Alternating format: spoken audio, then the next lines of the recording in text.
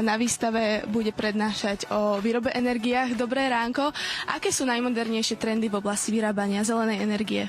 Dobré ráno. Naša spoločnosť sa zaoberá inštaláciou fotovoltických elektrární pre firmy a domácnosti.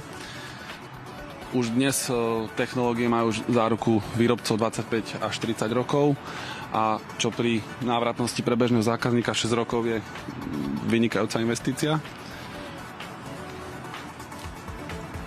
Ja tu vidím takéto zaujímavé čosi, tak mi prezradte, čo to vlastne je. Príjemné dobré ránko. Aktuálne sa nachádzame pri technickom modeli fotovoltickej elektrárne v štandardnom rodinnom dome.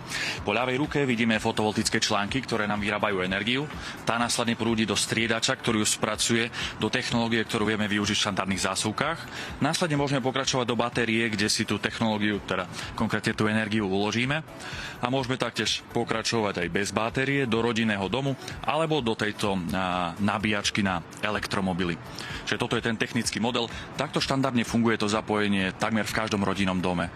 Takto to zapájame v 90% inštalácie.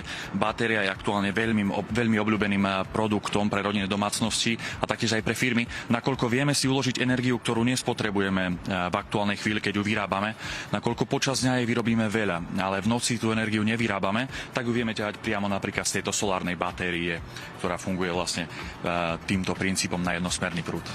Ďakujem pekne. Ja viem, že výstava je obzvláštne na pavilóne